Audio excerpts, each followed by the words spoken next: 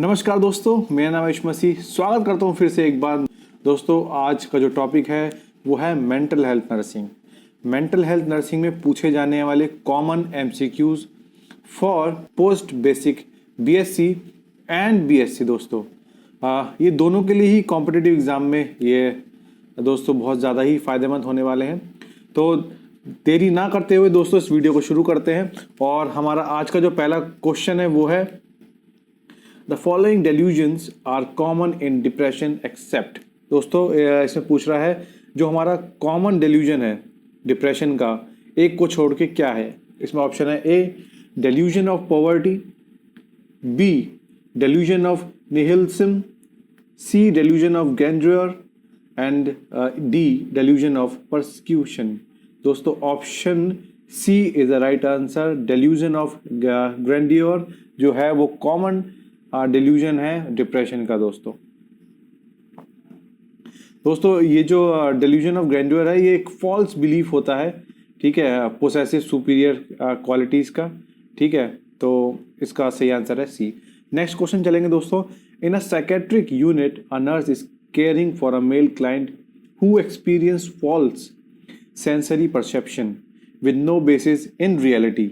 This perception is known as. दोस्तों, एक nurse जो कि साइकेट्रिक यूनिट में एक मेल पेशेंट को केयर कर रही है और उस पेशेंट को फॉल्स सेंसरी परसेप्शन होता है, ठीक है, यानी कि उसी मतलब उसको फॉल्स परसेप्शन होता है, जो रियलिटी में दिखता है वो होता नहीं है, ठीक है, वो एक अज्यूम करता है, ठीक है। तो उस परसेप्शन को हम क्या बोलते हैं? A hallucination, B delusions, C loose association and D neologism. तो दोस्तों उसका आंसर है ए हेलुसिनेशंस को बोलते हैं दोस्तों हम सेंसरी फॉल्स सेंसरी परसेप्शन, जो असल में चीज़ नहीं होती है, हम वो पेशेंट उसको फील करता है, ठीक है, उस व्यक्ति जगह जो भी है वो उस फॉल्स सेंसरी परसेप्शन को फील करता है, जो असल में होती नहीं है। नेक्स्ट क्वेश्चन चलेंगे दोस्तों। In a psychiatric female ward a nurse is caring for a female client who has suicidal tendencies nurse should. दोस्तों एक नर्स इसमें पूछा गया है, एक नर्स जो है साइकेट्रिक फीमेल वार्ड में है और उसका केयर कर रही है और उस पेशेंट को दोस्तों उसकी सुसाइड जो है उसको सुसाइड करने की टेंडेंसी रहती है कि अब कैसे सुसाइड करूं, अपने आप को कैसे ख़त्म करूं, क्या करूं ये नहीं करूं। तो उसमें नर्स क्या करेगी, इसमें पूछा जा रहा है। तो उसमें ऑप्शन है A give her privacy, B allow her to urinate and C open the window and allow her to get some fresh air and D observe her. तो ऑप्शन डी जो है ऑब्जर्वर इसका जो आंसर है। दोस्तों जो भी कोई ऐसा पेशेंट होता है उसको ऑब्जर्व करना बहुत इंपॉर्टेंट होता है। नेक्स्ट क्वेश्चन चलेंगे दोस्तों। अ female client with anorexia nervosa was admitted in the psychiatric unit and sister Nisha is preparing a care plan for her. Which action should the nurse include in the plan of treatment?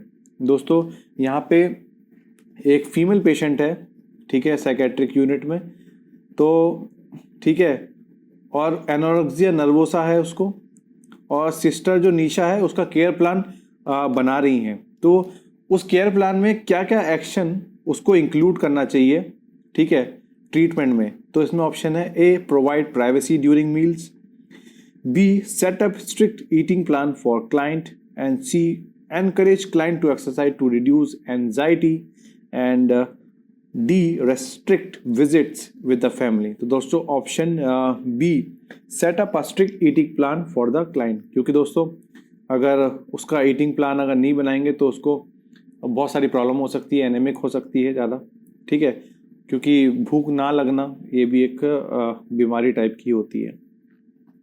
दोस्तों next question चलेंगे। A client is experiencing anxiety attack, the most appropriate nursing intervention should include. दोस्तों एक patient है जिसको anxiety attack होते हैं, तो उसमें एक अच्छा इंटरवेंशन नर्स उसमें क्या इंक्लूड करेगी?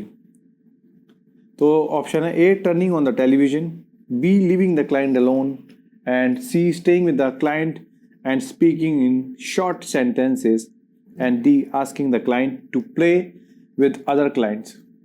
तो दोस्तों इसमें ऑप्शन है C, staying with the client and speaking in short sentences. तो ये इसका सही आंसर होगा. दोस्तों नेक्स्ट क्वेश्चन पे चलेंगे. अ female client is admitted with the diagnosis of delusion of grandeur.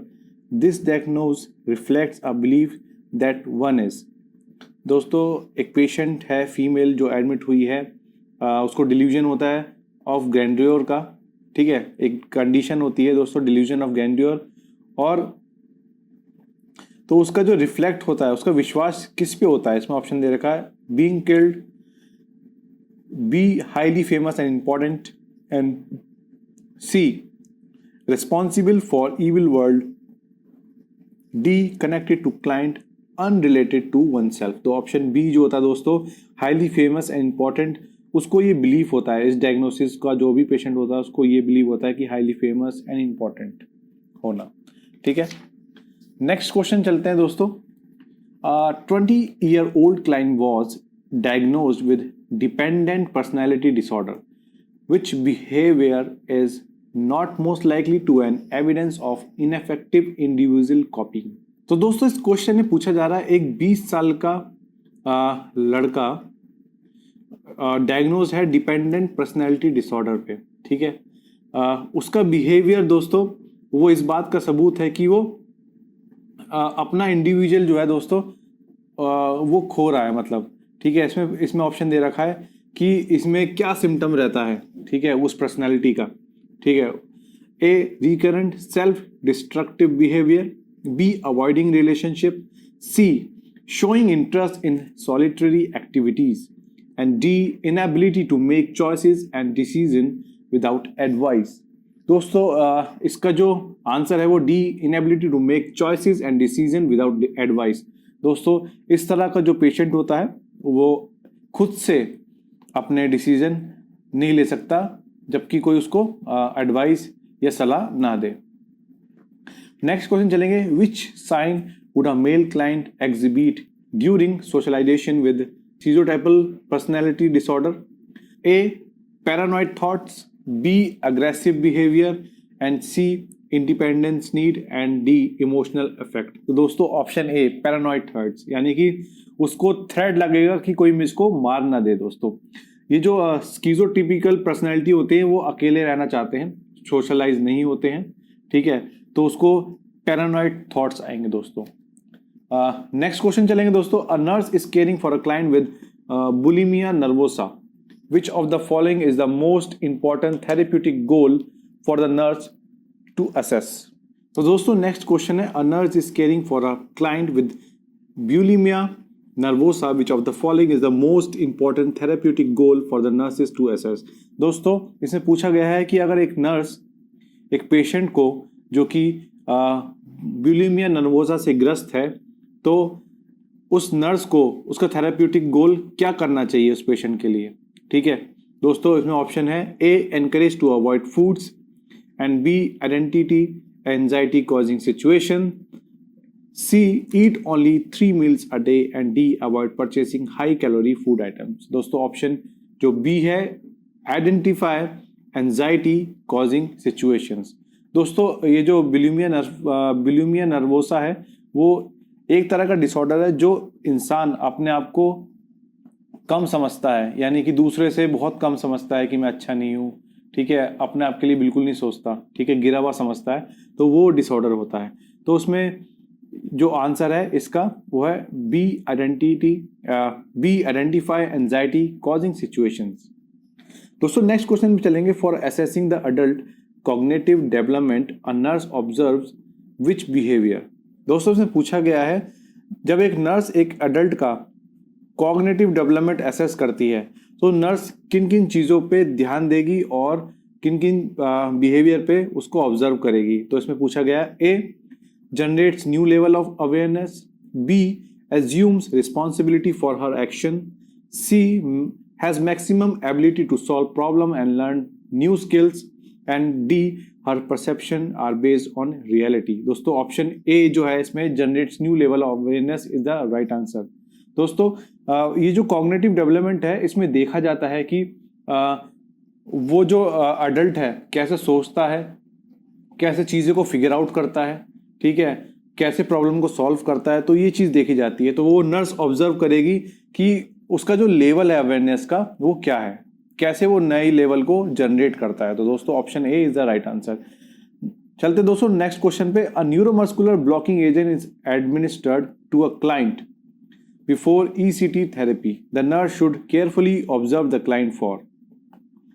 दोस्तों इसमें ऑप्शन देखें, A respiratory difficulties, B nausea and vomiting, C dizziness and D seizures. तो option A respiratory difficulties is a right answer. दोस्तों next question में चलेंगे दोस्तों। Treatment of ADHD involves the following drug accept. दोस्तों इसमें पूछा गया treatment of ADHD।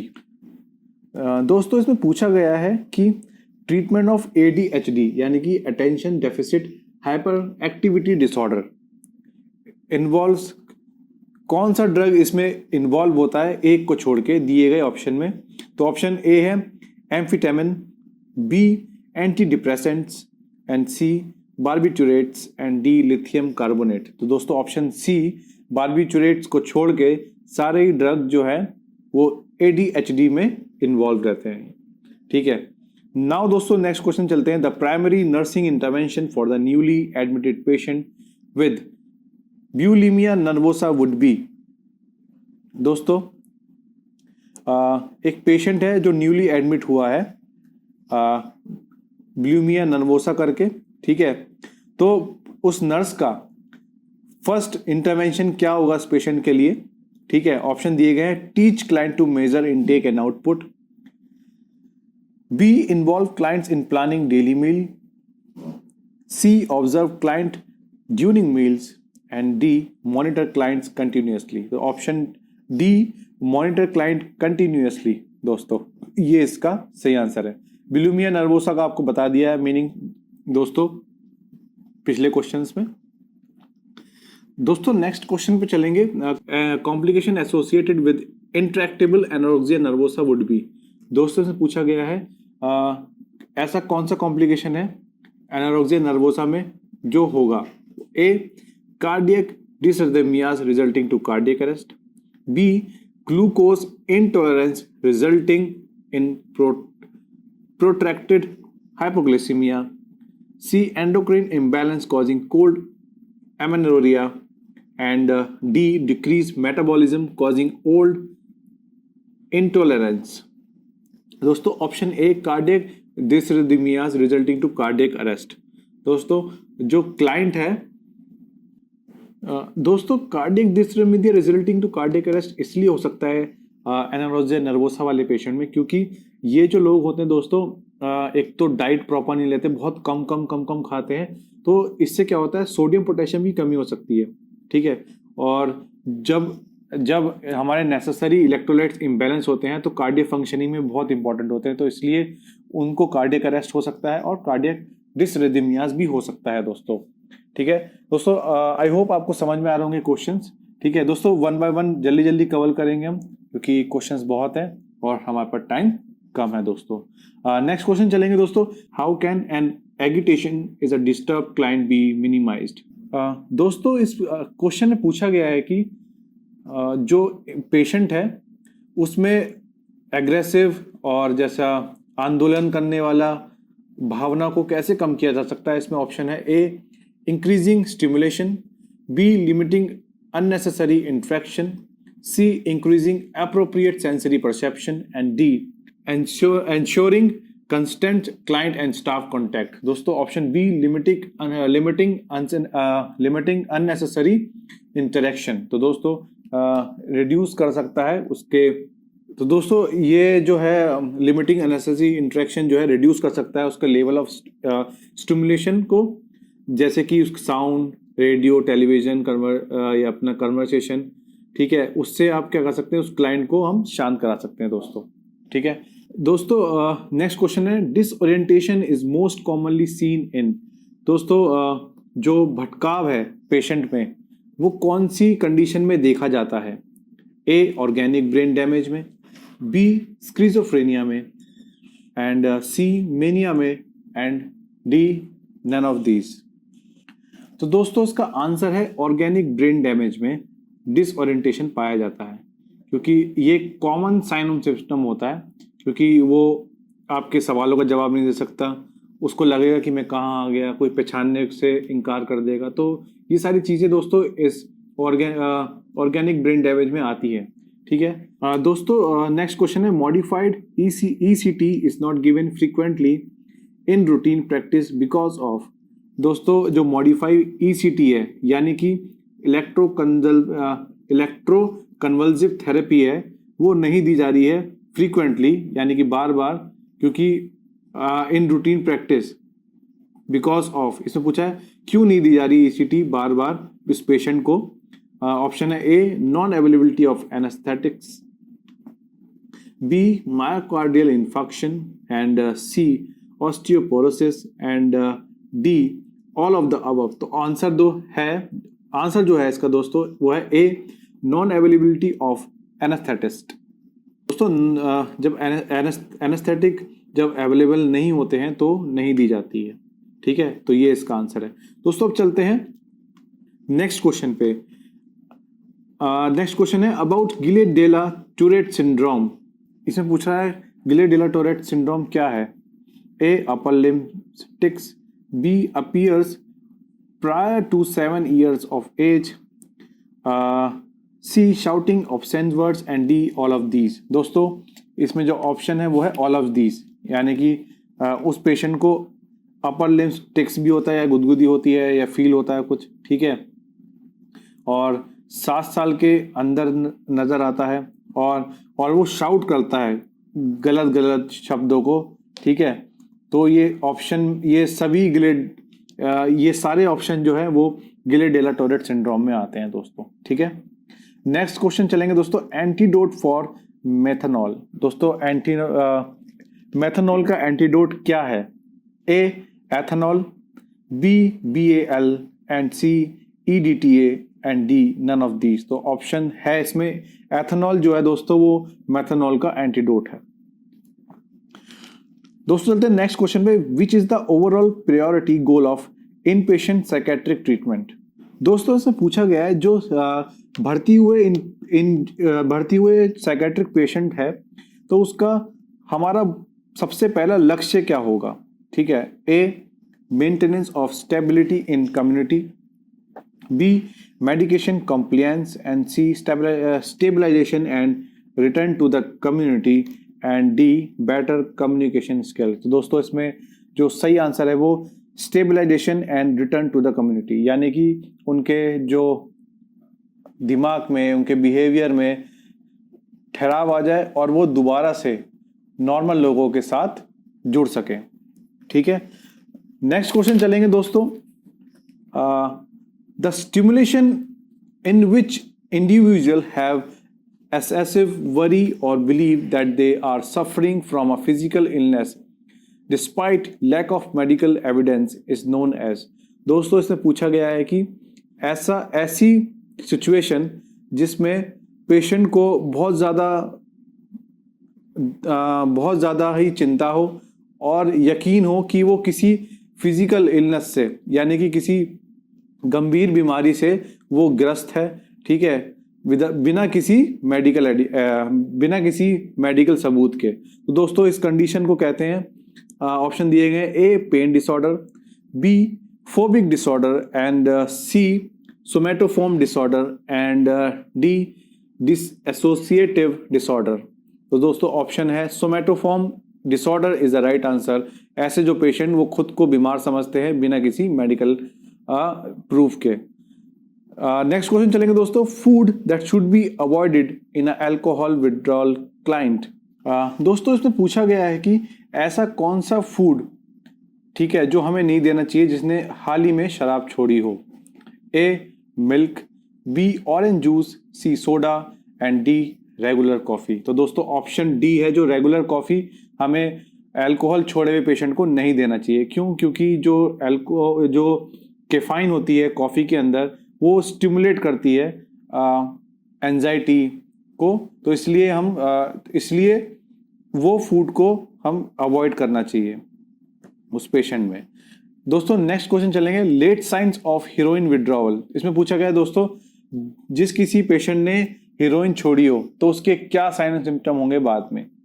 A yawning and diaphoresis, B restlessness and irritability, C constipation and steatorrhoea, and D vomiting and diarrhoea. तो option A D vomiting and diarrhoea is the right answer. जो भी heroine छोड़ता है तो उसको दोस्तों ये symptoms आते हैं, vomiting and diarrhoea.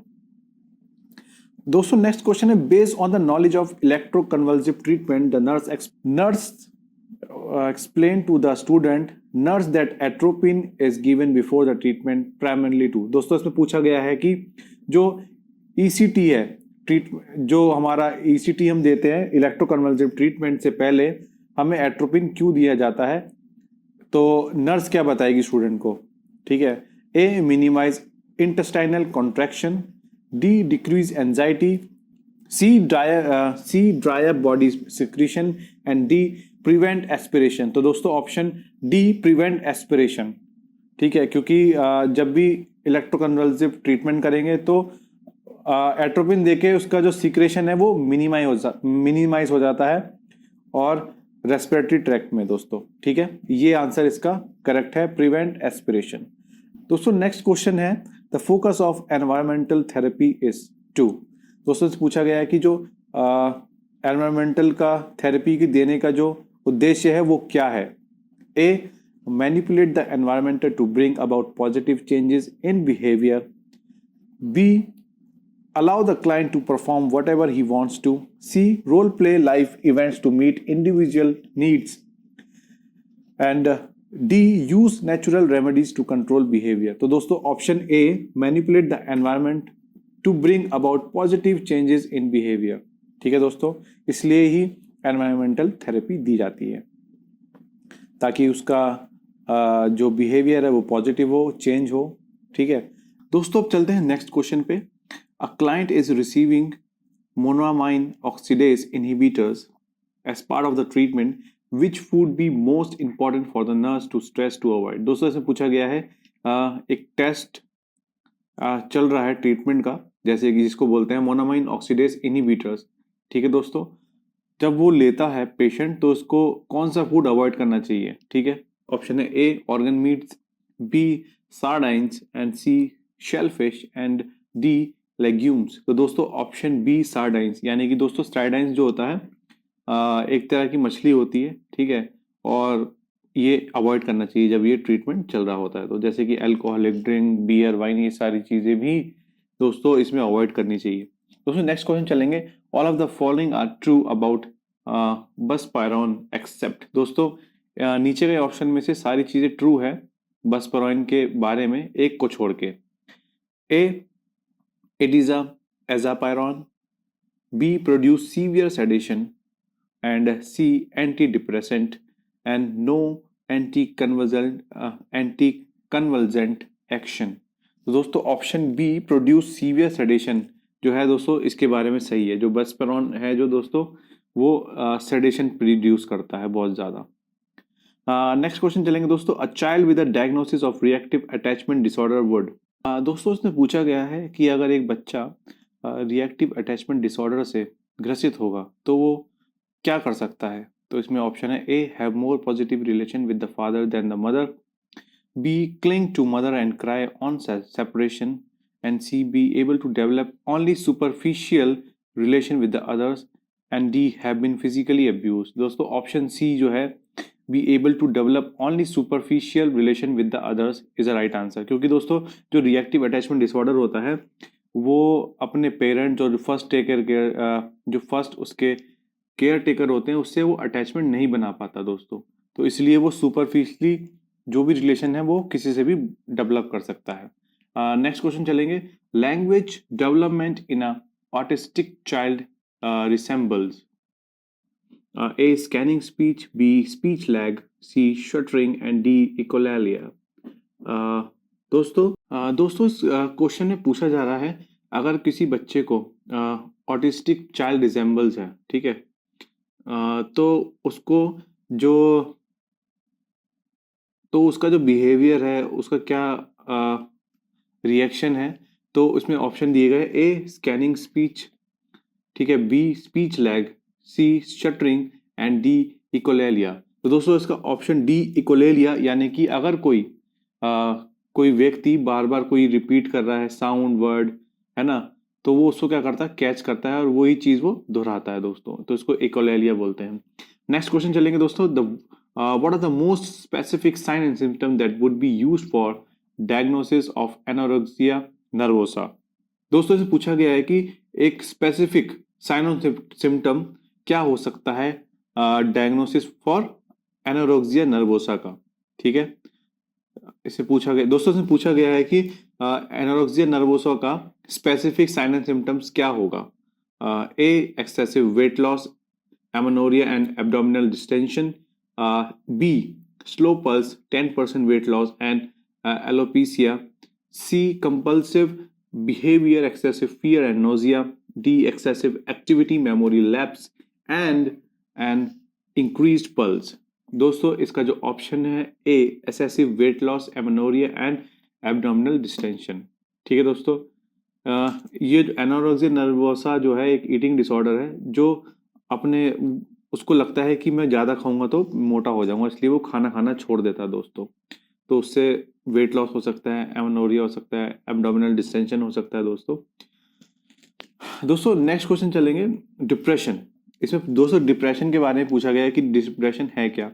Option A is a normal part of ageing, B is not a normal process of ageing, C includes symptoms such as loss of interest, sadness, weight loss, and worthless feelings. And D, B and C are the correct answer। तो दोस्तों option जो C है वो है correct answer. Include symptoms such as loss of interest, sadness, weight loss and worthless feeling। ठीक है दोस्तों, क्योंकि डिप्रेशन जो है दोस्तों बहुत ज़्यादा मूड स्विंग हो जाता है, ठीक है, अपने आप को क्या कहते हैं, बहुत ज़्यादा ही उनको स्ट्रेस रहता है, ठीक है, कुछ भी अपना डिसीजन नहीं ले पाते, तो ये सारी चीज़ें इसमें होती हैं दोस्तों डिप्रेशन के अंदर। नेक्स्ट क्वेश्चन चलेंगे दोस्तों। दोस्तों नेक्स्ट क्वेश्चन में चलेंगे, a nurse is communicating with a male client suffering from substance induced persisting dementia. The client cannot remember facts and fills in the gaps with imaginary information. This is। तो दोस्तों इसे पूछा गया है, अगर एक नर्स एक पेशेंट से बात करेगी, दोस्तों इसमें पूछा गया है एक नर्स जब कम्युनिकेट करेगी एक मेल पेशेंट से जो कि सब्सटेंस इंड्यूस परसिस्टिंग डिमेंशिया से ग्रसित है, यानी कि वो कुछ याद नहीं कर पा रहा, मेमोरी लॉस हो रही है, ठीक है, उस पेशेंट को डिमेंशिया है। तो जो पेशेंट है दोस्तों इसमें कुछ रिमेम्बर नहीं कर पा रहा है, बट जो भी अपनी चीज़ें हैं, जो भी उसकी मिसिंग मेमोरी है, वो एक इमेजिनरी इंफॉर्मेशन से फिल करता है। तो उस कंडीशन को क्या बोलते हैं, ठीक है। A flight of ideas, B associative looseness, C confabulation and D concretism. तो दोस्तों इसमें ऑप्शन सी कॉन्फेबुलेशन जो होता है दोस्तों, एक तरह का इमेजिनरी गैप होता है जो फिल करता है मेमोरी गैप्स, ठीक है, जिसका जो एक दोस्तों जो कॉन्फेबुलेशन होता है वो एक तरह का इमेजिनरी इंफॉर्मेशन गैप फिलिंग का काम करता है दोस्तों, जो डिमेंशिया के पेशेंट होते हैं। नेक्स्ट क्वेश्चन चलेंगे, a nurse enters the ward and notice that Mrs Sheetal is constantly watching the floor and looks very anxious. What should be the nurse most therapeutic treatment in minimizing client anxiety? दोस्तों इससे पूछा गया है कि अगर एक nurse अपने ward में एंटर करती है और जो मिसेस शीतल है वो कंटिन्यू बार बार फ्लोर को देख ही जा रही हैं और उसको देख के डर रही हैं, तो इसमें नर्स क्या ऐसा ट्रीटमेंट करेगी, क्या ऐसी चीज़ करेगी जिससे उसकी जो घबराहट है, जो डर है, वो कम हो सके।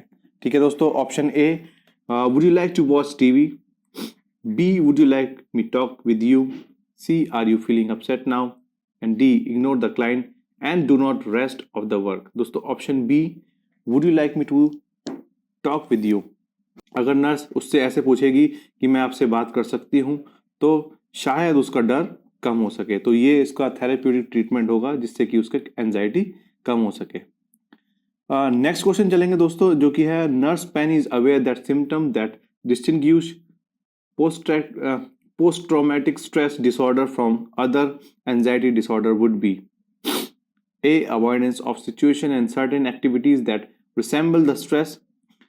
B. Depression and a blunted effect when discussing the traumatic situation. C. Lack of interest in family and others. And D. Re-experience the trauma in dreams or flashback. दोस्तों ऑप्शन डी, री experience the trauma in dreams और flashback. Next question चलेंगे दोस्तों। अ psychiatric illness में B marked by all of the following except. दोस्तों जो psychiatric illness है नीचे के ऑप्शन में सारी हैं मगर एक को छोड़ के। A. Disturbance in behaviour, B. Impairment in pre existing functioning, C. Improvement of feelings and D. Unpopular believes. दोस्तों डी जो है अनपॉपुलर बिलीव्स जो है साइकेट्रिक इलनेस में नहीं आती है। नेक्स्ट क्वेश्चन चलेंगे दोस्तों। An 80-year-old woman has sudden onset of right-sided paralysis, short-term memory loss, depression, right visual field defect, and mild expressive aphasia, indicating a possible stroke. The most likely part of the brain affected in the A. Right hemisphere, left hemisphere, C. brain stem, and D. cerebellum। दोस्तों option be left hemisphere is the right answer, क्योंकि left hemisphere control करता है, coordinate करता है activity, ठीक है, जो हमारी right side of the body होता है। नेक्स्ट क्वेश्चन चलेंगे दोस्तों। When working with a male client suffering from phobia about lizard, the nurse should anticipate that a problem for this client would be. दोस्तों इसमें पूछा गया है कि अगर कोई मेल पेशेंट फोबिया है, उसको डर है छिपकलियों से, तो नर्स उसको क्या करेगी, क्या प्रॉब्लम बताएगी जिससे वो ठीक हो सके। A. Anxiety when discussing phobia, B. Anger towards the feared object, C. Denying that the phobia exist, and D. Distortion of reality when completing daily routine. दोस्तों option A anxiety when discussing phobia.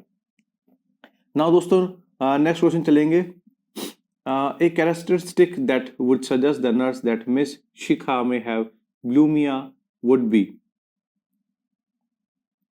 Option A. Frequent regurgitation and reswallowing of food, previous history of gastritis, C. badly stained teeth, and D. positive body image। Option C. badly stained teeth दोस्तों is a right answer। Next question चलेंगे दोस्तों। Extremely depressed client seem to be best in setting where they have. Option A multiple stimuli, B routine activities, and C minimal decision making, and D varied activities. दोस्तों next question में चलेंगे। The nursing care plan for the anti social client should stress upon. दोस्तों इसमें बताया जा रहा है इस क्वेश्चन में कि एक नर्स को एक पेशेंट के जो एंटी सोशल क्लाइंट है, मतलब दोस्तों इसमें इस क्वेश्चन में पूछा जा रहा है एक नर्स अगर एक पेशेंट पे जो कि एंटी सोशल है उसका केयर प्लान बनाएगी तो किस पे जोर देना चाहिए उसको, ठीक है। एंटी सोशल यानी कि वो किसी से मिलना जुलना नहीं चाहता है, अकेला रहना चाहता है, तो वो एंटी सोशल होता है, ठीक है। ऑप्शन दे रखा है A supervising the client closely to prevent any destructive behaviour, B helping the client gain insight into what motivates behavior, C setting clear rules and expectation about the client's behavior, and D ignoring the client's past acts and focusing on the current issues। तो option C जो है दोस्तों setting clear rules and expectations about the client's behavior is the right answer, ठीक है। दोस्तों next question है। Thiamine has been prescribed for an alcoholic patient, the rationale for administration of the medication is the prevention of. दोस्तों thiamine जो है doctor ने prescribe की है अल्कोहलिक पेशेंट के लिए, तो उसका रीज़न क्या होगा उस दवाई का देने के लिए, टू प्रिवेंट ऑफ, ठीक है। A alcoholic dementia, B Huntington disease, and C Wernicke Korsakoff syndrome, and D alcohol withdrawal syndrome. तो दोस्तों option C, Wernicke Korsakoff syndrome को प्रिवेंट करने के लिए थायमिन प्रिस्क्राइब की जाती है दोस्तों। नेक्स्ट क्वेश्चन चलेंगे दोस्तों। A nurse is caring for a client having suicidal thoughts, so a nurse should alert for the feeling of. दोस्तों अगर एक नर्स एक ऐसे पेशेंट को केयर कर रही है जिसको सुसाइडल थॉट्स आते हैं, तो उसके लिए सबसे ज़्यादा अलर्ट फीलिंग क्या होगी नर्स के लिए? A, frustration and fear of death, B, anger and resentment, and C, anxiety and loneliness, and D, helplessness and hopelessness. दोस्तों option D, helplessness and hopelessness is the right answer. Next question चलेंगे दोस्तों। A nursing care plan for a male client with bipolar disorder should include. दोस्तों nursing care plan है, अगर एक nursing care plan है male patient का जिससे bipolar disorder है, तो उसमें क्या इंक्लूड करना चाहिए? A, providing structured environment, B, designing activities that will require the client to maintain contact with reality, C, engaging the client in conversing about current affairs, and D, touching the client provide assurance। दोस्तों option A, providing a structured environment is a right answer. Next question चलेंगे दोस्तों।